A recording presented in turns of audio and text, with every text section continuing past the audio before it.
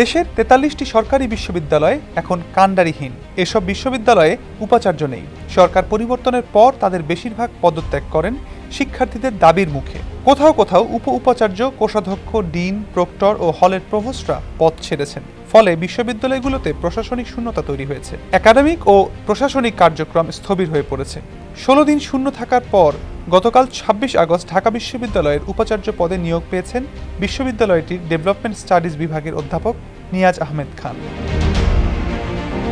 শিক্ষা মন্ত্রণালয়ের মাধ্যমিক ও উচ্চশিক্ষা বিভাগ সূত্রে জানা যায়, উপাচার্যদের পদত্যাগপত্র আচার্য গ্রহণ করেছেন। তবে শূন্য পদগুলো দ্রুত পূরণ করা যাচ্ছে না। বেশ কিছু নাম নিয়ে কাজ চললেও সরকারের পছন্দ মতো সব দিক থেকে উপযুক্ত ব্যক্তির খোঁজ মিলছে না।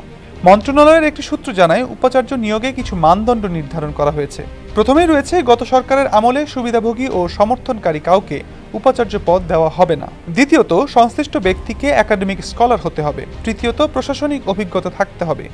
চতুর্থত, সংশ্লিষ্ট বিশ্ববিদ্যালয়ের শিক্ষক শিক্ষার্থীদের কাছে মোটা দাগে গ্রহণযোগ্য হতে হবে। সবকিছু মিলিয়ে বিতর্কমুক্ত ব্যক্তিদের উপাচার্য করতে চায় সরকার। কিন্তু একটি বা দুটি শর্ত পূরণ হলেও হয়তো অন্যটি হচ্ছে না। এ কারণে উপাচার্য নিয়োগে বেগ পেতে হচ্ছে। সূত্রটি জানায়, সরকার সিদ্ধান্ত নিয়েছে, খুব বেশি প্রয়োজন না হলে কোনো বিশ্ববিদ্যালয়ে বাইরে থেকে উপাচার্য নিয়োগ দেওয়া হবে না। বুয়েট, জাহাঙ্গীরনগর, রাজশাহী ও চট্টগ্রাম বিশ্ববিদ্যালয়ে আগে উপাচার্য নিয়োগ দেওয়া হবে। পদত্যাগী উপাচার্যরা জানান, তাদের বেশিরভাগ ছাত্রদের চাপের মুখে সম্মান বাঁচাতে পদত্যাগপত্র জমা দিয়েছেন।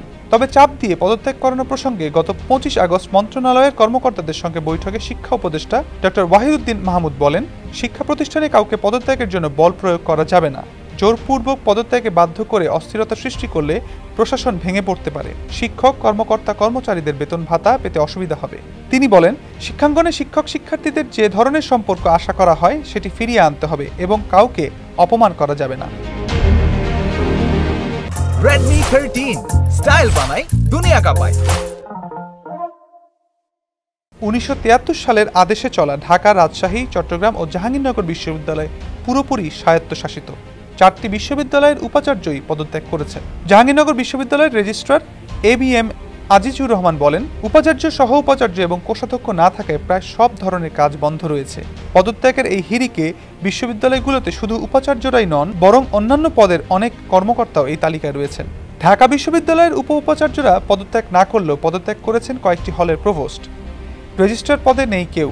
ফলে বিশ্ববিদ্যালয়ের দাপ্তরিক কাজ ব্যাহত হচ্ছে।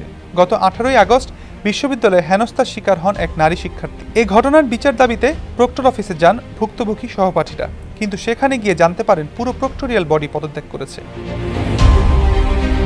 চট্টগ্রাম বিশ্ববিদ্যালয়ে গত কয়েকদিনে উপাচার্য, উপাচার্য ও কোষাধ্যক্ষ সহ প্রায় ৩০ জন পদত্যাগ করেছেন। শিক্ষার্থীদের সঙ্গে কথা বলে জানা যায়, এসব কারণে গত ২৫ আগস্ট ক্লাস শুরুর কথা থাকলেও তা হয়নি। রাজশাহী বিশ্ববিদ্যালয়ে উপাচার্য, উপাচার্য, প্রক্টোরিয়াল বডি ও প্রফোস্ট সহ প্রায় ৭০টি পদ থেকে পদত্যাগ করেছেন শিক্ষকরা।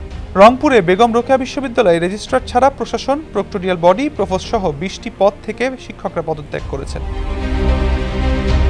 উপাচার্যহীন বিশ্ববিদ্যালয়ে শিক্ষকদের বেতন ভাতা নিয়ে শঙ্কা তৈরি হয়েছে।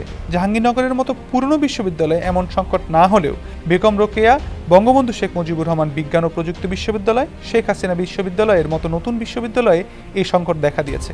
জাতীয় বিশ্ববিদ্যালয়ের কর্মকর্তা কর্মচারীরাও বেতন ভাতা নিয়ে শঙ্কিত। সংকট থেকে উত্তরণে দ্রুত উপাচার্য নিয়োগের দাবি জানান তারা।